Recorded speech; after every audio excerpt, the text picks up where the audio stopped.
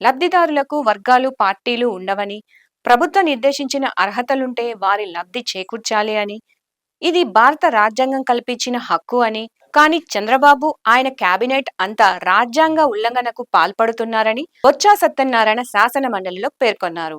ఆయన కేబినెట్ అంతా రాజ్యాంగ ఉల్లంఘనకు పాల్పడుతున్నారని బొత్స సత్యనారాయణ శాసన మండలిలో వెల్లడించారు. ఈ ప్రభుత్వంలో చాలా అత్యవసరం సార్. రాజ్యాంగాన్ని కాపాడండి. రాజ్యాంగం తాలూకా స్పిరిట్ ఏదైతే ఉందో దాన్ని మీ ప్రభుత్వంలో అమలు జరిపేటట్లు చూడండి అని చెప్పి వారికి రికమెండేషన్ ఇచ్చాం. సాక్షాత్తు మీ పత్రికలన్నీ కూడా చూశాయి, టీవీలో అన్నింటిలో కూడా రాశారు. రీసెంట్గా ఈ మధ్య ముఖ్యమంత్రి గారు నెల్లూరు వెళ్ళి గంగాధర్ నెల్లూరులో ఆయన మాట్లాడిన మాటలు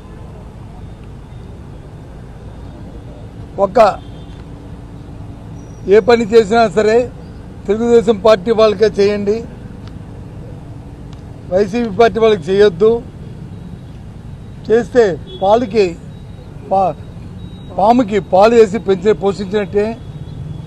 కాబట్టి ఆయన చెప్పిన వర్కర్స్ చెప్పిన నేపథ్యం దయచేసి ఆలోచించమని కోరుతున్నాను. ఎవరైనా బెనిఫిషరీ ఉంటే బెనిఫిషరీకి పార్టీలు ఉండవు,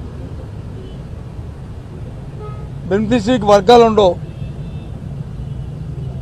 బెనిఫిషరీకి ఏదైతే ప్రభుత్వం నిర్దేశించిన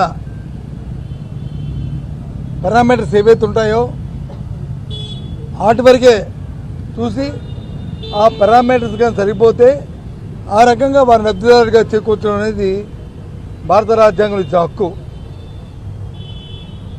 అలా కాకుండా ఆయన ప్రమాణ స్వీకారం చేసిన ఓతికి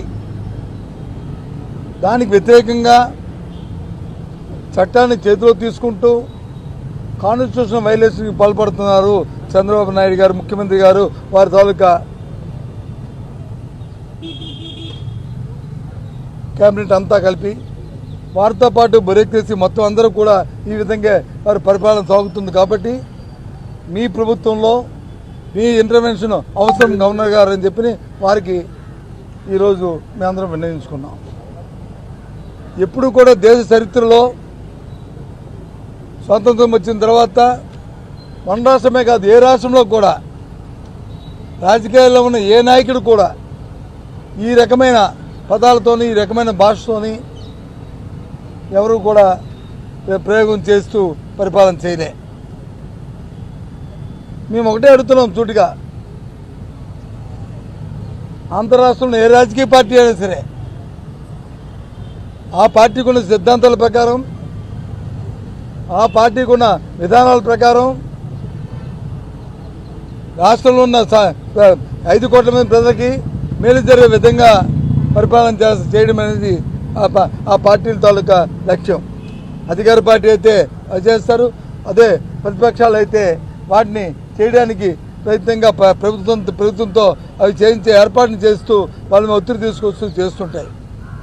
అంతేగాని ఏ ఒక్కరికో ఏ ఇద్దరికో ఉన్న ఇది ప్రత్యక్షంగా ఉన్న వివాదం కాదు, వ్యక్తిగత వివాదాలు కాదు, ఇది ఆస్తి తగాదాలు కాదు,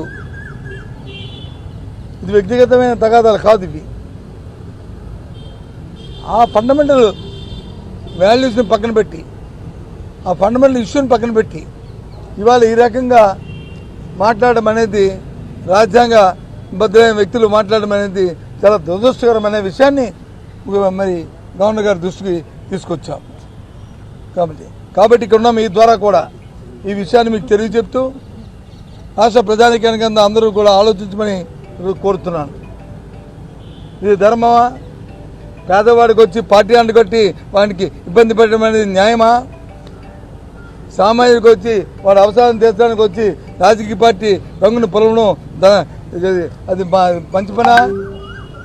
ఇది కాదనే విషయాన్ని మీ ద్వారా చెప్తూ ఏది అయినప్పటికీ ఎన్ని మాటలు చెప్పినా ఎన్ని చెప్పినా మేము ఒక ప్రతిపక్షంగా వైఎస్ఆర్సీపీ పార్టీ మా ధర్మాన్ని మేము నిర్వర్తిస్తూ ఎన్ని అయినప్పటికీ కూడా మేము పోరాటం చేస్తూ ఈ రాష్ట్రంలో సామాన్య ప్రజల తాలూకా రైతుల తాలూకా రైతు కూలీ తాలూకా మనుగడే ముఖ్యంగా ప్రభుత్వం ఇచ్చిన హామీల్ని ప్రభుత్వం చేస్తున్న హామీల్ని నెరవేర్చే దిశగా వాళ్ళ మీద ఒత్తిడి తీసుకొచ్చి వాళ్ళు మెడలు వంచే కార్యక్రమాలు చేయించడానికి మా ప్రయత్నం చేస్తుంటాం.